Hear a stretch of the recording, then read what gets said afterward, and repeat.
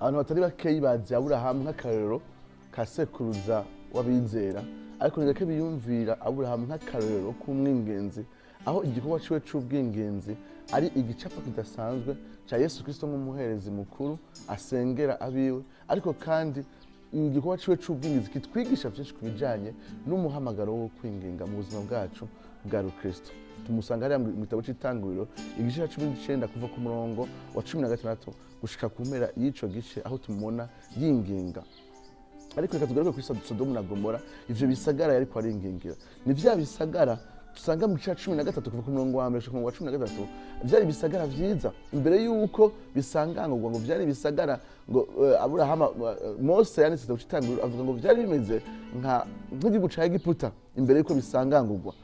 Ni vya bisagara bizava bihinduka akabarore, ikimenyetso c'urubanza rw'Imana. Dusanga Mose abigira igihugu ca Egiputa ko yarabaye muri Egiputa, yarahazi amazi ya Nile na bwa buhinga bwose bwo gukwega ayo mazi bwatuma igihugu ca Egiputa kiba igihugu kidasanzwe gitotaye. Kandi Mose aca yibukana Edeni ngene naho nyene cari ikibanza kidasanzwe gitotaye. Rero bino bisagara vyari bisagara vyiza biteye imbere, tubiravye hariya mu gitabo c'Itanguriro 14 mirongo ya mbere, hamwe n'ibindi bisagara vya Elamu n'ahandi dusanga vyari bisagara vyari mu bisagara bikomeye gose cyane. Igitabo ca Ezekiel 16 kuva ku murongo wa 49 gushika kuri 50 dusanga ngo bimwe mu vyaha by'abantu bo Sodomu n'Igomora ngo karagahimbo kwari kuba mu murengera. Urumva ko vyari bisagara bidasanzwe bikomeye gose cyane. No munsi ivyigwa bicukura kahise les études archéologiques vyerekana yuko ivyo bisagara vyari situé au sud-est ya Mer Morte. Turavye ibindi bisagara vyari vyegeranye nka Elamu mu gice ca 14 mu Itanguriro, birashoboka ko vyari muri kiriya kirere ca Syrie.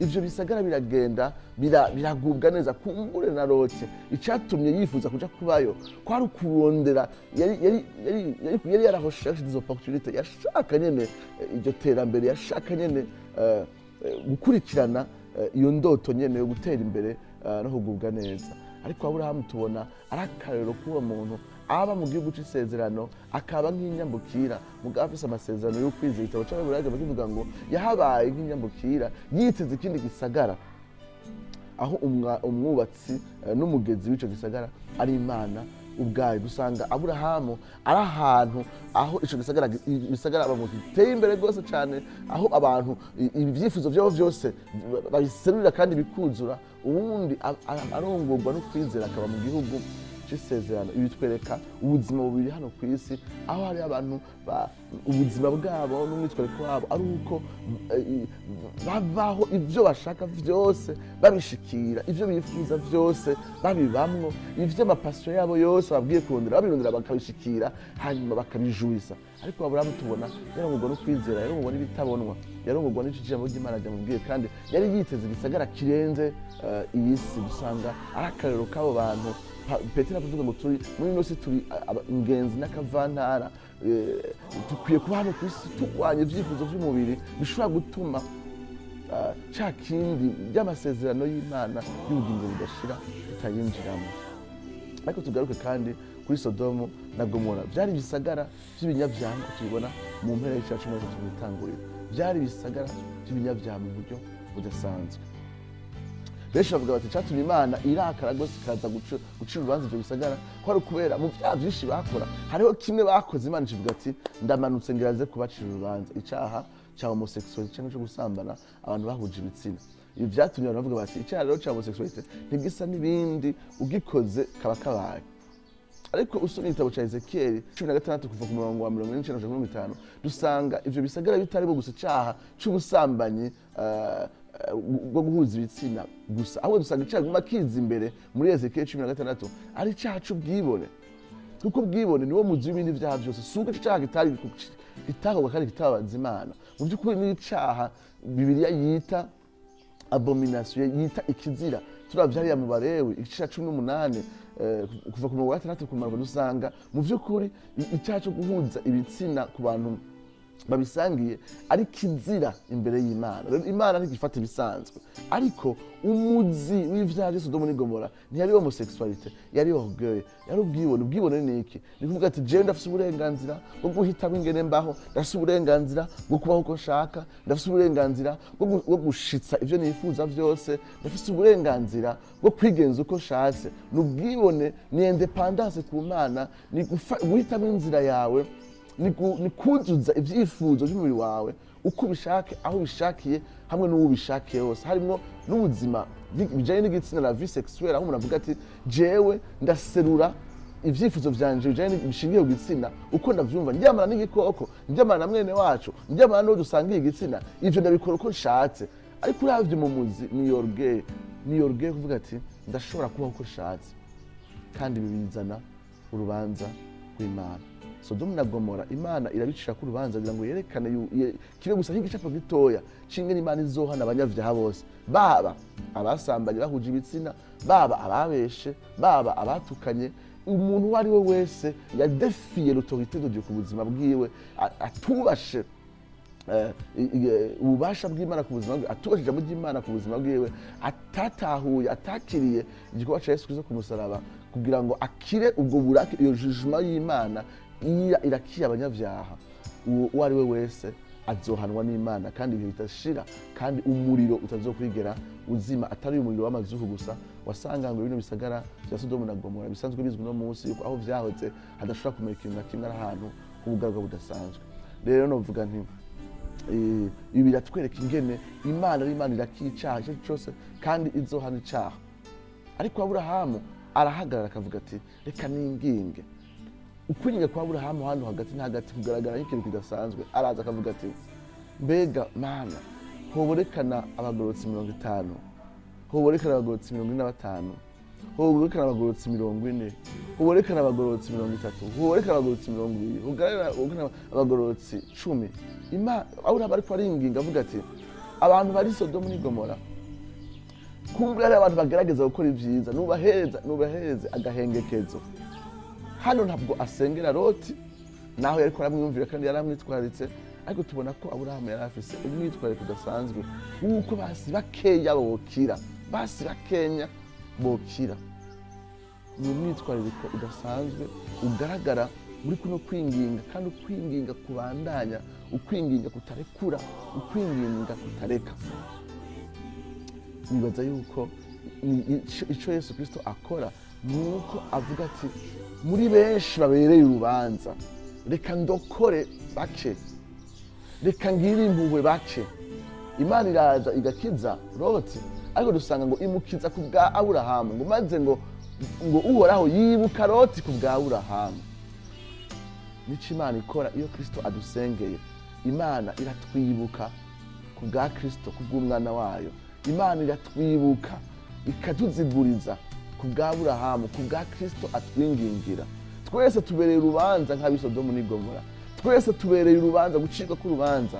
Ariko Yesu Kristo arahagarara akingingira bake, atari kubera ibikorwa vyiza vyabo, ariko kubera impuhwe n'urukundo rw'Imana byabatoranije isi n'ijuru bitarabaho. Abo bake bagakira urubanza rw'Imana. Igihe Imana irungika umwuzure, naho nyene igira impuhwe abantu bakenya, nabo nyene bari babereye urubanza. Yesu Kristo arafata umusaraba kugira ngo acungurire Imana Data amasigarira makeyi yatoranijwe ibihe byose bitarabaho. Nabo nyene babereye urubanza nk'abandi bose, ariko dukizwa n'igikorwa ca Yesu Kristo, urubanza rudasanzwe rw'Imana. Ariko kandi Aburahamu nk'umwinginzi arafise byinshi atwigisha mu buzima bwacu bwa misi yose bwo kwinginga. N'umuntu ashishikara mu kwinginga, mbega murabe ashishikara mu kwinginga, kandi muri situation ya mbere y'idesespere. Abantu bose bo muri Gomora bari abanyavyaha ngo bihebuje, nkuko tubibona mu cya 13 imbere y'uko Imana izana n'urubanza, byari bihebuje. Umwinginzi n'uwo muntu aguma persista n'ibyumenga nta rezo nimwe yo kwizigira ko ico kintu gishobora kuba ameliore, ko ico kintu gishobora guhinduka, ko iyo situation ishobora guhinduka, ko uwo muntu ashobora guhinduka. Tubona Aburahamu arabandanya inshuro zitandatu, akabandanya kuko ku ruhande rumwe akunda bajya abantu ariko arasengera yarakunda bijya bisagara. Biratangaje kubona Aburahamu yihambira ku Mana kubwa bijya bisagara, nta nubwo avuga Loti nawe nyene yari muri abo, mugabo hanini Aburahamu afite umutima wagutse kubwa bijya bisagara, yarabakunda. Ubwa kabiri yarizigira yuko naho byose ari bibi hashobora kuva mu iceza. Ubwa nyuma yarizera yuko urubanza rw'Imana rugira rushike, ko biri urgent, ko ukwinginga kwiwe kutegerezwa kubandanya kubera birihuta, kuko urubanza rw'Imana rugira rushike. Dusanga kimwe mu bintu bidufasha gukwinginga n'ivyo bintu bitatu. Ku ruhande rumwe ni ukwizera yuko naho umuntu yoba ari mubi gute, naho ishingiro ryoba ryarasubiye inyuma gute, Imana irashobora kutugirira neza, Imana irashobora kwinginga. Dusanga Eliya hava yinginga igihe Israeli yose yagiye kure y'Imana, arunama ngo ashika hasi arasenga, imvura irasubira kandi iragwa. Mugabo yaguye kubera ngo Eliya yunamye arashika hasi, arongika umukozi bati genda urabe nta gacu, yongera arunama gushika imvura isubiye kandi kugwa mu Bisirayeli. Uko niko tumeze nka Eliya, turunama tukabaza ati mbega nta gacu, mbega ishengero nta sinye yuko iriko riranagurwa, ataco tubonye tukongera tukunama. Eliya yarunamye gushikaho imvura vy'ukuri isendanisha ikagwa. Nico Aburahamu akora, arunama aringinga Imana gushika arabikora inshuro zitandatu. Ico ni ikintu ca mbere kidufasha. Ubwa kabiri ni urukundo. Mbega abantu turabakunda, mbega turakunda ishengero Kristo yapfiriye ngo turyingingire, mbega turakunda bajya abantu bazoca ibihe bidashira, mbega turakunda imishaha yabo. Urukundo rutuma dutebera imbere y'Imana mu kwinginga. Ubwa nyuma ni gutahura l'urgence, gutahura l'imminence ya jugement de Dieu, kubona yuko vy'ukuri ivy'Imana ivuga ko izokora abanyavyaha vy'ukuri izobikora. Ni kwizera yuko ukwinginga kwacu gufise uruhare rudasanzwe, kubera urubanza rurimina ari urwa vuba, kandi ko biri urgent vyihuta gose cane kwinginga kubw'abandi. Ibintu bitatu vyarashoboje Aburahamu kwinginga. Ariko ibirenze ivyo bintu bitatu bashaka kuvuga ikintu kimwe mu bintu bikomeye cane bishobora kutwubahura gutebera imbere y'Imana na kameremere k'Imana ubwayo. N'ingene Imana imeze. Imana yarakunda Aburahamu, yaratoranije Aburahamu, yaravuze ati ntegerezwa kumwumviriza, naramuhaye ikibanza, narahisemo kumuhereza ikibanza mu byo ndiko ndakora mw'isi, mu mugambi wa Kristo ndiko ndarangura kw'isi. Mu ntango cyacu n'icyo Imana ivuga ati mbega ico nokora ntamubwiye, kandi ariwe natoranije ko amahanga azohezagirwa biciye muri we. Twinginga kubera dufise vyizerwa kubijanye n'ingene Imana yahisemo guhereza ikibanza amasengesho mu vyiko irakora mw'isi. Twinginga atari kubera twebwe mu kameremere kacu n'amasengesho yacu dukomeye, mbega twinginga kubera Imana mu kameremere kayo, mu bwenge bwayo bw'ibihe bidashira, yahisemo guhereza ikibanza amasengesho mu vyo iriko irakora, mu vyo iriko irarangura mw'isi. Ica kabiri gituma twubahwa tugatebera imbere y'Imana nuko ari Imana idukunda, nuko Imana yiteguye kutwumviriza. Aburahamu yari umuntu ari hafi y'Imana, yari inshuti y'Imana. Natwe turi inshuti y'Imana biciye muri Yesu Kristo. Natwe turashobora kuza tukegera intebe y'ubuntu, dushize amanga, dushize ubwoba, tukaba abaherezi, tukavugira abandi, tukingingira abandi, kuko Imana yaratwegeje hafi. Yaratubwiye ati nimuze muri ab'agaciro, mufite ikibanza kidasanzwe, ndabumviriza, muri abana banje. Tubona Aburahamu ari umuntu Imana yumviriza, aragerageza agasubira muri rimwe kabiri gatatu, mbega Mana ngira ubuntu n'ubuntu usubire kandi mvuge. Imana ikongera ikamwumviriza. Twinginga kubera twatewe iteka ryo kuba abana Data ashobora kumviriza. Nizere ko aya majambo ariko aranyumviriza bose yabafashije kandi asubisha twigisha mu muhamagaro wo kwinginga. Imana ibaheze.